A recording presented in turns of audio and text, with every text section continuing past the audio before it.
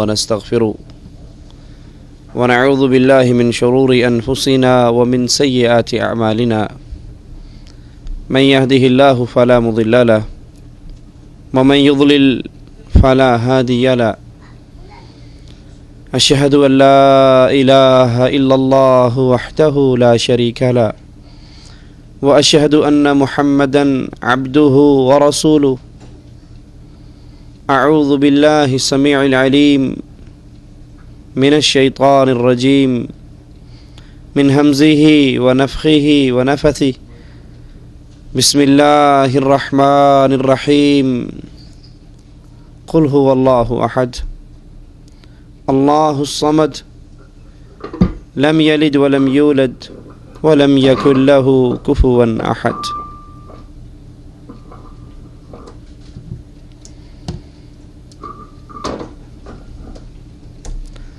اللہ عز و جل نے انسانوں کو سمجھانے کے لیے بہت سے واعظ، داعی اور ناصح پیدا کیے ہیں۔ رسول اللہ صلی اللہ علیہ وسلم اپنے ایک فرمان مبارک کے اندر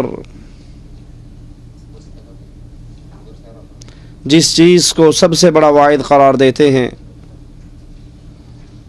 وہ اللہ کے نبی علیہ الصلاۃ والسلام کا یہ مبارک ارشاد ہے، کفا بالموت واعظا، کہ سمجھانے کے لیے موت بہت بڑا واعظ ہے۔ یہ موت ایک ایسی اٹل حقیقت ہے جس سے کوئی فرار نہیں ہے،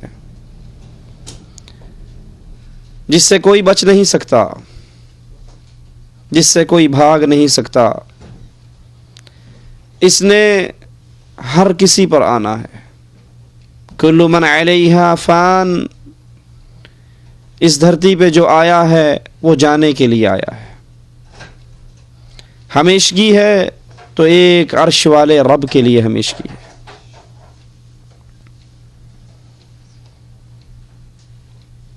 اس موت کا جو وقت مقرر ہے اس سے ایک لمحہ آگے اور پیچھے نہیں ہو سکتا۔ وَلَن يُؤَخِّرَ اللَّهُ نَفْسًا إِذَا جَاءَ أَجَلُهَا، جب وقت آ جائے انسان کتنی ہی منتیں کر لے وہ ٹلا نہیں کرتا۔ اگر ہمیشگی کسی کو ہوتی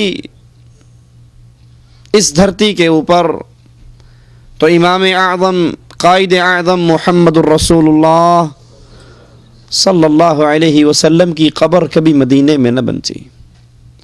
جب نبی نہ رہے اور وہ کون سا مائی کا لال ہے، اور وہ کون سی ذات ہے، اور وہ کون سی ہستی ہے، اور وہ کون سا انسان ہے جو اس موت سے بچ سکتا ہے؟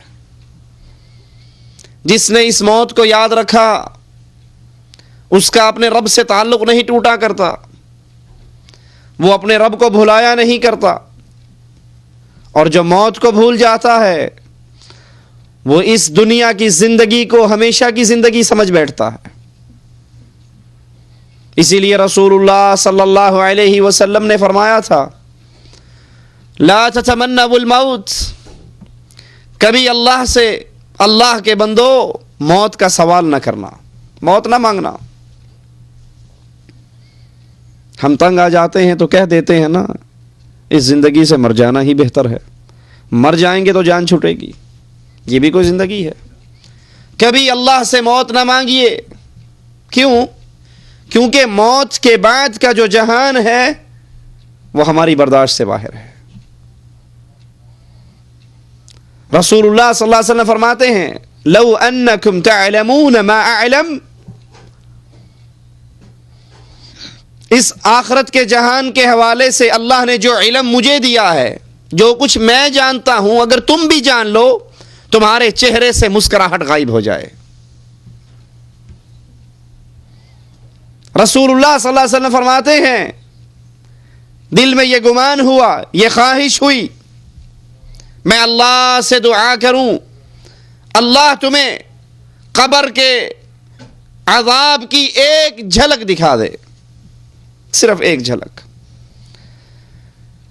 پھر یہ سوچ کر رک گیا کہ اگر آدم کے بیٹے نے قبر کے عذاب کی ایک جھلک دیکھ لی، اپنے کسی مردے کو زمین میں دفن نہیں کرے گا. یہ قبر میری اور آپ کی کھلی ہے. ہر ڈوبتا ہوا سورج مجھے اور آپ کو اس قبر کے قریب کر رہا ہے، اور یہ اتنی شدید ہے، یہ اتنی وحشتناک ہے، یہ اتنی خطرناک ہے.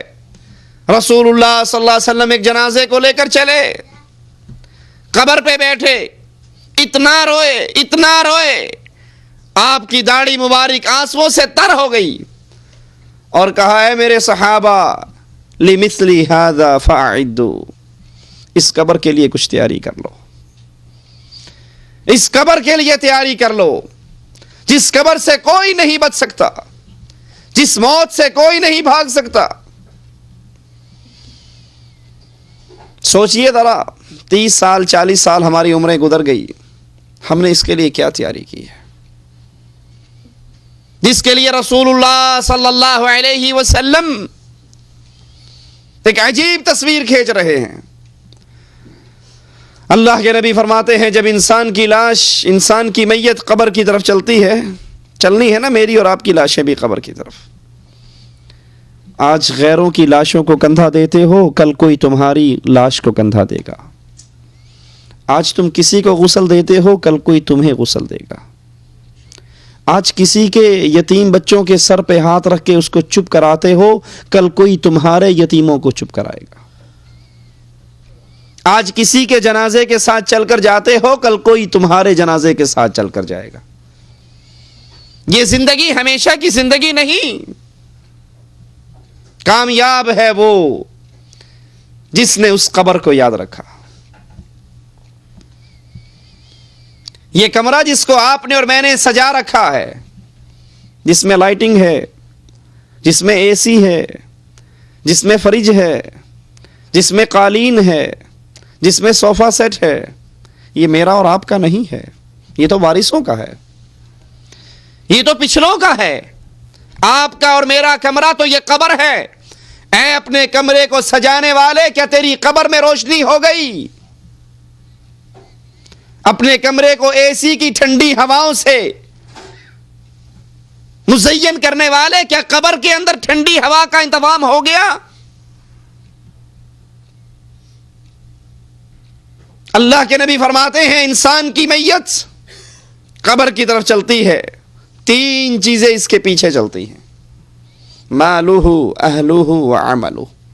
اس کا مال، لوگ تذکرے کرتے ہیں یہ سعودیہ میں رہا کرتا تھا، لوگ تذکرے کرتے ہیں یہ باہر کے ملکوں میں کمایا کرتا تھا، لوگ تذکرے کرتے ہیں اس کا اتنا بینک بیلنس تھا، لوگ تذکرے کرتے ہیں اس کے پاس اتنی مال، اتنی دولت، اتنی زمینیں، اتنے مربوں کا مالک تھا. لیکن رب محمد کی قسم، غور کیجئے، آپ سوٹ سلاتے ہو، درزی کے پاس جاتے ہو، اسے کہتے ہو ایک جیب یہاں